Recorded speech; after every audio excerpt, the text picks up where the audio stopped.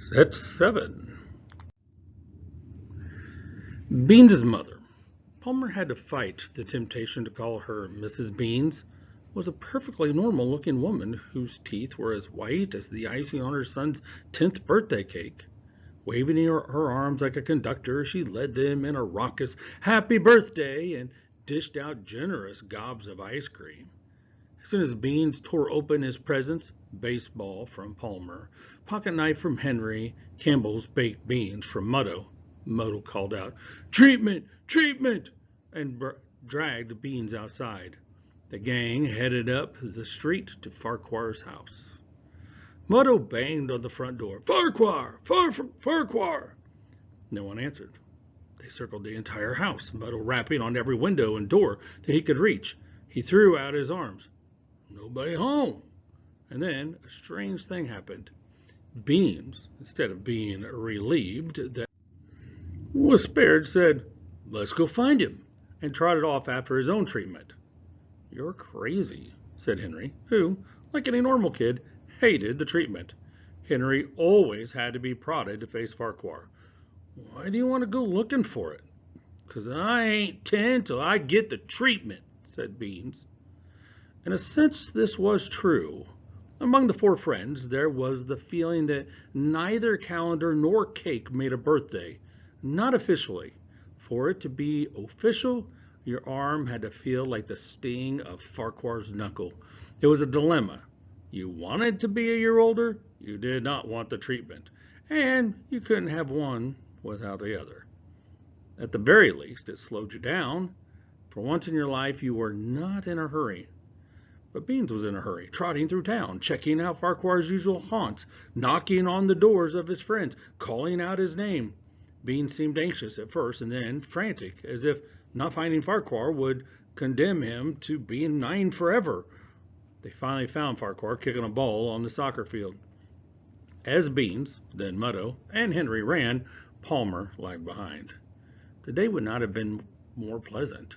The sky was blue, the air warm, the crack of a baseball bat could be heard in the distance. Newborn leaf clusters on the surrounding trees had a look of pale green popcorn. Tufts of onion grass sprouted across the soccer field, releasing their sweet scent. But the scent that entered Palmer's nose was the sour smell of gun smoke. The soles of his feet tingled as he walked upon the ground that halted the fall of the thousands. Beans' eyes were shining, his face excited as he accepted the treatment. When Farquhar finished, he noted Beans' face registered no pain. He frowned at his famous knuckle. He bit into Beans' face for a better look. "You okay?" he said. Beans threw both arms into the air as if one of them had not just been demolished. "I'm great!" he shouted. "I'm 10!" He backed off then until he stood alone in the field. No bird sang in the trees. No wing flew overhead. Beans made a fist of both hands and held them out before him, end to end. The grin on his face tilted, his teeth appeared. A squishy sound came from his throat. The two and snapped in opposite directions. He crowed, "And I'm a ringer!" Palmer shivered. His own birthday was 3 months away. Palmer came home that day to find Dorothy shooting baskets in his room. "I asked your mother if I could come in. She said so I could play basketball." Palmer sniffed. "That's a lie. You're here for Nipper." He glanced at the window. The pigeon was due home any minute.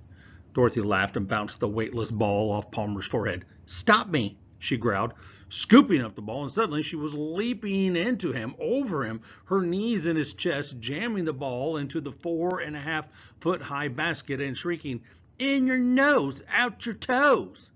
She laughed and bounced the ball off his nose. Then he got over the shock. Palmer joined her, and the two of them, flinging the ball at each other and cackling like a pair of chickens. Palmer wasn't surprised to find Dorothy in his room. Since he had told her about Nipper, she had come over often. Thrilled that Dorothy was back in his life, he received her like a daughter. As for the Beans boys, as they sometimes called themselves, By spring, they had tired of tormenting Dorothy and pretty much ignored her. Still, she did not come over when they were around, and whenever she saw Palmer with him at school, she acted as if she did not know him. Palmer sensed that she was doing this for his sake. Dorothy sat on the edge of Palmer's homework desk. "So, how was the big party, Snots?" she said with a sneer. Palmer shrugged. "Okay." "What gross stuff did you do, you and your best friends? Did you eat a dead muskrat, Snots?" "Not really, and don't call me Snots." "Why not? That's your name. Snots. Isn't it Snots?" When Dorothy talked this way, Palmer could not always tell if she was serious. "It's just my gang name." "I sure am sorry I'm not in the gang," Dorothy said. "Look at all the great stuff that I'm missing.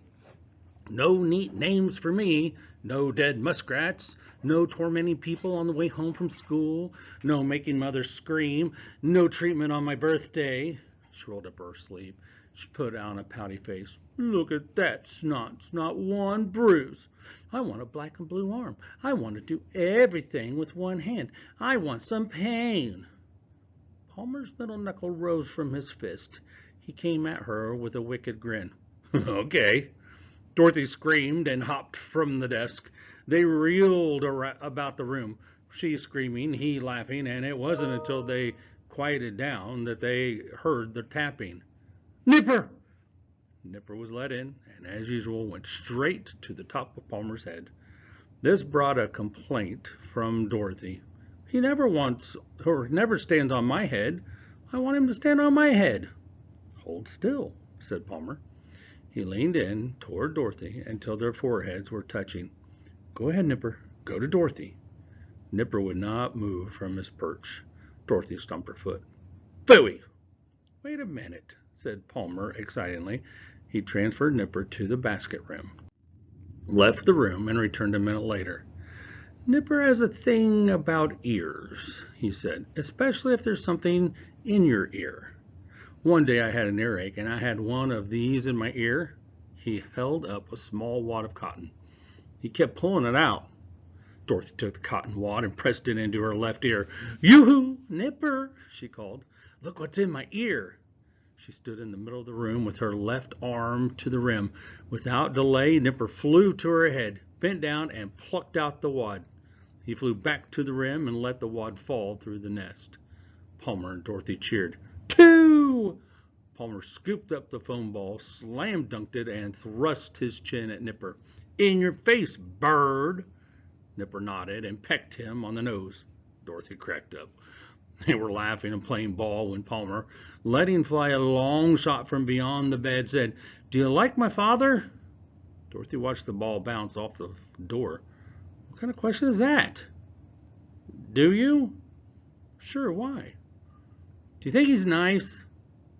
"Yeah, don't you?" Palmer thought for a moment. "Yeah, he is. I guess that's a problem." Dorothy rolled his eyes. "You're talking goofy. What problem?" "The golden bird." Dorothy threw the ball at him. "Will you please make some sense?" Palmer looked across the room at Dorothy. She was back on his homework desk, brown hair funneled into a ponytail by a plain rubber band, pale blue t-shirt, jeans, black and white sneakers swinging above the floor. Same old across the street Dorothy he had known all of his life, and yet somehow not the same old Dorothy. Though she looked the same as always, Palmer had been seeing something else in her lately. Whatever it was, it registered not in his eyes, but in his feelings, and was most clearly known to him by its absence in the company of anyone but her. It made him feel floating. The previous summer, Palmer's mother had taken him to the outdoor Y pool for a swimming lesson. The first lesson was floating. The instructor told him to just throw back his head, bring up his feet, and allow himself to lie on his back on the water. This made no sense to Palmer. All of his life's experiences told him that if he left his feet, he would fall, or in the case of water, sink. "Relax," the instructor kept saying. "Trust the water. It will hold you up." But Palmer could not trust the water. For many days he could not trust it. And then, with the instructor promising not to let him sink, He tried. With the instructor's hand on the small of his back, he tilted back until he felt water on his neck, on his ears. The instructor's hand pushed gently upward. Palmer's feet left the floor of the pool. Lie back. Relax, said the instructor. Pretend it's your bed. Trust it. He lay back. He tried to trust. He could see nothing but the instructor's face and beyond, the vast blue sky, and then the instructor's face was gone. His hand was gone, and his voice was saying, "You're floating." Palmer got the same feeling with Dorothy. He knew that he could let go, and she would hold him up. Tears filled his eyes. He let go. I don't want to be a ringer, but everybody else is a ringer when they're 10, and I'm going to be 10 in 71 days, and then I'm going to have to be a ringer too, but I don't want to. So what kind of kid am I? Everybody wants to kill pigeons but me. What's the matter with me? He said it all. He said things that he had been thinking and feeling for years. He said things that he didn't even know he had been thinking until he heard them come out of his mouth. He told her how he hated the golden bird, the trophy his father had won one year for shooting the most pigeons. He told her it confused him. How could one person be both a shooter of pigeons and a loving father? He apologized for joining in on the tree stumping and for calling her names. You don't really look like a fish, he said. Oh, thank you, she said. He apologized for not inviting her to his last birthday party. He apologized for the muskrat carcass. My mother was shaking, she said.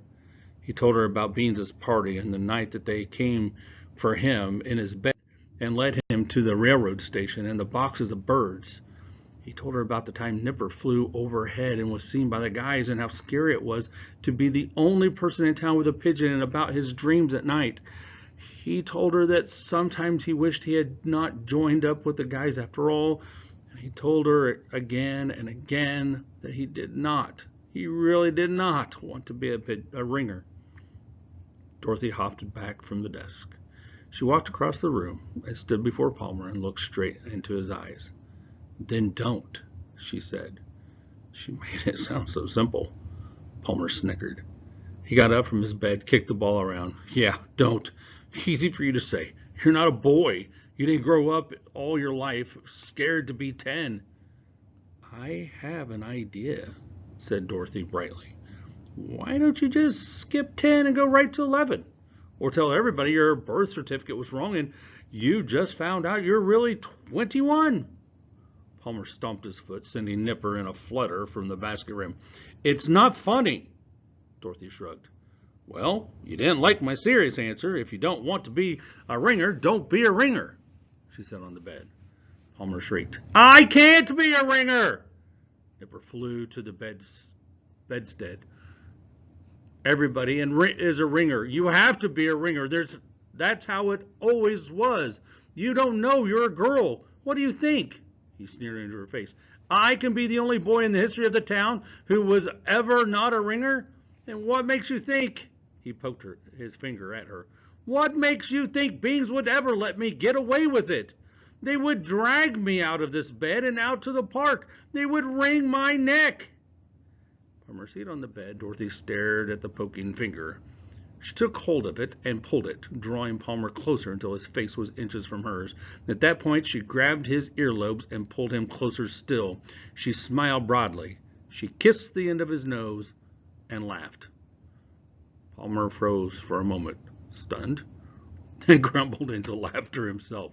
They laughed and played games with Nipper for the rest of the afternoon. For much of his life, Palmer LaRue had felt he was standing at the edge of a black, bottomless hole. On the 59th day before his 10th birthday, he fell in. Daffodils clustered like bugle bands in front yards as the Beans boys left school behind on a sunny, cloudless day. It was a day in which everything seemed possible. The only problem being to make a choice. Beans wanted to head for the creek to hunt salamanders. Muddo craved a stone fight. Henry felt like baseball. And Palmer, he couldn't decide, or rather, he didn't want to decide. He simply wanted to enjoy the bright spring day, the company of his friends. There was nothing he wanted to do. He simply wanted to be. But this was not something he could explain to himself, much less to the guys. They came to the corner of Maple and Cane and stopped. A decision had to be made which way to go. Palmer was about to throw his vote to baseball when suddenly the sunlight was briefly snipped, as if a page had been turned in front of a light bulb. This was followed in turn by a flapping sound, the feel of a pair of four-toed feet in his hair, and the deep-throated treble of a familiar voice. Palmer's mind riffled through 1,000 answers to account for all this, but only one made sense. Nipper had just landed on his head. 3 mouths gaped open, 6 eyes rounded as a tiny planet's stared. Suddenly Beans's face became a red, shrieking mask. Pigeon! Hands reached, wings flapped, and the four-toed feet were gone from his head. Knowing at once how he must act, Palmer looked up at the fleeing bird. Hey, come here, he called, reaching up, running after it. Hey, bird, get down here. The others, too, were running, reaching, shouting. They gave chase for a full block until the gray flyer vanished over the rooftops. As they slowed to a walk, Palmer began to talk. Man, did you see that? Do you believe it? Where did that thing come from? I thought I was going to have a heart attack. You sure it was a pigeon? What would a pigeon be doing around here? Maybe it was a crow. It looked like a crow to me. It was a pigeon, said Beans. His voice was not friendly. Palmer did not return Beans' stare. Really? He pretended to scan the skies. Well, if that thing ever comes near me again, he made a chopping motion. I'll whack it. He bent down and showed the top of his head to the others. He ruffled his hair. Did it poop on my head? No one answered. He straightened up. He dared not look at them. They walked in silence. He felt their eyes. His heart was thumping. The bird is yours, Bean's voice from behind. Palmer turned. They had stopped 10 steps ago. It felt like 10 miles. Palmer spread his arms. He crouched as if to leap from a high place. What? Meadow pointed. It's yours, ain't it? That's why it landed on your head. And that one that we saw fly over us that time on your street, said Beans. Yeah, croaked Meadow. Palmer laughed. You're crazy. Why would I have a pigeon? I hate pigeons. I'm going to be a ringer. I'm going to wring their necks. I'm going to whack them. An empty soda can was lying in the gutter. He stomped on it with all of his might, stomped again and again, crushed it, flattening it. He picked it up and bashed it to the sidewalk and stomped on it some more. Whack 'em! Whack 'em! I hate pigeons! I hate 'em all! He looked up at the staring, glaring eyes. He clenched his fist. He screamed, I'm going to be the best ringer there ever was! An hour later, in his room with Dorothy, Palmer was still jumpy. He paced back and forth, telling Dorothy what had happened. The more agitated he became, the faster he paced. Nipper observed from a book top, swinging his head as if watching a ping-pong match. The bird had been waiting at the window as usual when Palmer returned home. Sit down, said Dorothy, who sat on the homework desk. You're making me nervous. I can't help it, said Palmer. I almost got killed out there. Palmer, they kill pigeons in this town, not people. That's what you think. You didn't see the way that they were looking at me. And don't say, he formed the words, kill pigeons with his lips. Around him. He nodded towards Nipper, who had stopped and cocked his head as if listening. Sorry, said Dorothy. So what are you going to do? Palmer threw out his arms. I don't know. He spoke to Nipper. You dumb, stupid bird brain. Why did you do that? What am I going to do? When he had come home and found Nipper at the window as usual, he was both happy and not happy. He half wished Nipper hadn't shown up so that he could be rid of the whole problem. For a moment he considered pulling down the shade, then hated himself for even thinking that and threw open the window. He took 2 fistfuls of his own hair, squatted on the floor, and screamed up at the pigeon, What am I gonna do? Nipper's answer was a gurgling noise. Teach him to shoot foul shots. Get it? Foul, F-O-W-L? Dorothy tittered at her own joke. Palmer wasn't amused. Dorothy had Palmer's magic. magic marker in one hand, the Nerf ball in the other. She tossed him the ball. In large black letters on the spongy surface, she had written the words, "Nipper's Ball." "Big help you are," said Palmer. Palmer's nervousness lasted until he went to sleep that night, and resumed when the alarm clock woke him up next morning with the customary nip on the earlobe. He did not feed Nipper on the roof as usual. Instead, he spread newspaper on the floor and poured the honey crunchers there, plus some leftover peas from dinner the night before. Nipper loved peas. Then Palmer quickly opened the window and shooed his pigeon in the sky. Now, what should he wear? He was afraid that if he wore his usual clothing, Nipper might again recognize him and drop in on him after school. He needed a disguise. He looked around. He found the long-sleeved white shirt that he had once worn to Cousin Linda's wedding and the dark brown trousers that went with it. He checked himself in the mirror. He still looked too much like Palmer LaRue. He went down to the basement to the closet where his mother had stored everyone's winter clothes. He got out his thick, quilted, thigh-high coat, the one his father said would keep him warm at the North Pole. He also grabbed his green woolen stocking cap with the pom-pom, and why not, his father's black and white checkered scarf. He stuffed hat and scarf in his pockets and was sneaking out the door when his mother screeched, "Halt!" She approached him, squinting as if not believing her eyes.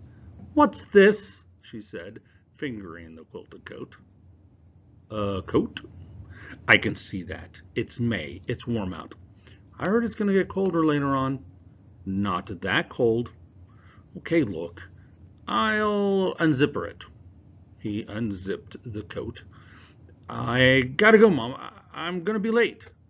He bolted down the steps and up the sidewalk, hoping his mom would not call him back. She did not. In the classroom, Palmer kept looking at the clock. For once, he wanted school to last forever. He did not want to walk home. He dreaded the closing bell. When it came, he marched up to the teacher and told her that he thought that she should keep him after school. She looked at him funny. "And why is that, Palmer?" "Because I was bad." She looked surprised. Palmer was never bad. "I was not aware of that." "You just didn't catch me." "Is that so? And now you wish to confess?" "Yes." "You want to clear your conscience?" "Yes." "I see." She was smiling. She settled back in her chair. "So what bad thing did you do?" "I spit on the floor." Her eyebrows went up. "Really? Like right here in this room?" "Yes." "When did you do this?" After lunch." She stood. "Would you mind showing me where you did it?" Palmer had not anticipated this. He had not thought a confession required proof. "I wiped it up," he said. She nodded, still smiling. "Ah. Well, that was good of you. I think that settles it. You may go on home now." Palmer stood there, hanging from her eyes. He could not bring himself to go outside. He took a step back, turned to the side, and spit on the floor. "Look," he said, "I did it again." The teacher gasped. She was no longer smiling. He was ordered to fetch a paper towel and clean it up. He was sent to the blackboard to write 100 times, "I will never, never, never, never, never, never, ever again spit on the floor." 5 of the nevers plus the ever were his own idea. He wrote it as slowly as he could. The teacher was in and out of the room as he wrote. At one point, the guy showed up at the door. "What are you doing?" Beans asked. "Being punished," said Palmer. Beans leaned in to look at the blackboard. "You spit on the floor?" "Yep." The guys were goggle-eyed. "Was it a big one?" said Mutto. "A Luger," said Palmer. The guys were swooning. They were really impressed. "Took me 5 minutes to clean it up." At that moment, he could have been elected president of the gang. The teacher returned and the guys took off. From then on, whenever the teacher left the room, or simply wasn't looking, Palmer erased what he had just written. When she finally packed up to go home, she came to the blackboard and counted the sentences. 9, she exclaimed. "Palmer, you write like a snail." "I'll go faster," he said. "No, you may stop now. Punishment's over." Palmer clutched the chalk. I don't think I should stop till I get to 100. I can feel the sentence is working. I think I'll need the whole punishment to make me stop spitting. The teacher took a step back. The look on her face said, "Is he going to fire one at me?" Then her expression changed, hardened. "Palmer," she said firmly, "I am confident you will never spit in this room again. Now go put down the chalk and go home." He put down the chalk. He got his coat and put it on. He zipped it up. The teacher's jaw dropped. Her eyes widened as he pulled the green woolen cap down over his ears, as he wrapped the checkered scarf around his neck and pulled it up to just below his eyes. She was about to say something. "My mother's afraid I'll catch the flu," he blurted and ran from the room before she could stop him. When he got outside, his heart sank. The guys were still there. They had ignored his heavy coat on the way to school, but now, seeing the added scarf and hat, they cracked up. "These snots, where's the blizzard?" "You look like Frosty's snowman." "My mom made me," he told them, trying to sound resentful. "She says I'm getting the flu." He tried to steer them to another subject. "What are you doing here anyway?" Bean sidled alongside, draped his arm around Palmer's shoulders. "We're your buddies, Snots. You get punished, we wait." His smile was as flat as a carton. "Palmer," Henry was the only one who occasionally called him by the right name, "be honest. Did you really spit on the floor?" Palmer looked them in the eye. "Yeah, I said, didn't I?" They weren't sure whether to believe him, but they wanted to. Palmer could tell, and suddenly he realized that he had stumbled onto a way to divert attention from Nipper. He marched back to the school door, pulled it open dramatically, and pointed inside. He yanked down the scarf and growled, "Go ask Miss Kinnear." They believed. He could see it in their faces. They mobbed him, slapped fives, cheering his name. On the way home, they pestered him again and again to tell the story, especially the look on the teacher's face. They laughed and thumped his back. They said that they didn't think that he'd ever do such a thing. They no longer seemed to care, or even notice, that he was muffled up like a mummy. But they did scan the skies. In the midst of the laughing and thumping, Palmer caught their eyes drifting upwards, and Mutto had something new with him this day. A slingshot. Palmer pulled the scarf higher and prayed that Nipper was already home. Nipper was home that day, waiting at the windowsill, but Palmer was too worn out to be relieved. All the stress and weirdness of the day had left him totally wrecked. It was all he could do to drag himself down to dinner. Summer vacation was over a month away. He couldn't manage lasting that long, but he did. Somehow, day by day, he got through it. Each morning as he left the house, he faced two problems, and no matter how well he solved them that day, next morning they would be waiting for him again. 1. How to avoid Nipper on the way home from school. 2. How to keep the guys from turning against him. As he had discovered the first day, getting into trouble would both detain him after school and boost his popularity with the guys. So he spit on the blackboard. He talked and laughed in class. He took off his shoes and socks. He hid in the map closet. He tickled other students. And on Monday of the last week before summer vacation, he tickled the teacher. "Palmer!" she shrieked. "What has gotten into you?" She had been asking him this question for some time now. He was running out of answers. "Puberty," he said. He didn't know what it meant, but he had heard that it happened to teenagers and that it made them batty, at least in the eyes of grown-ups. "Try again," she said. "You are too young for puberty." "I'm very mature for my age," he said. "Good," she said. "Then you're mature enough to stay after school for a week." That would take care of the rest of the school year. Palmer forced himself not to grin. The teacher tickle made Palmer immensely popular, not only with the Beans boys, but throughout the entire school. His reputation soared as a kid who did crazy things. Students broke out laughing when they saw him in the hallways. They egged him on to do something nutty. They offered him morsels from their lunches. "You're famous, Dorothy told him in his room one day. I know, said Palmer, slumping, but I don't want to be. I want to be nobody. I want to be invisible. If I was invisible, then Nipper would be too. Dorothy, for no apparent reason, started to giggle. She quickly clamped her hand over her mouth. Sorry, she said. I know I'm not supposed to laugh, but sometimes I can't help it. I keep thinking of you tickling your teacher. Another giggle spouted. It's just not you. Palmer threw up his hands. I know. And wait till you see what happens in 2 days. Dorothy's eyes widened. What? Miss Kinnear said I won't have detention on the last day of school. I'll have to go home at the regular time. My mom will never let me wear my winter coat anymore in this weather, so I'm afraid Nipper's going to see me again, coming home from school. Palmer paced about the room. I have nightmares all day.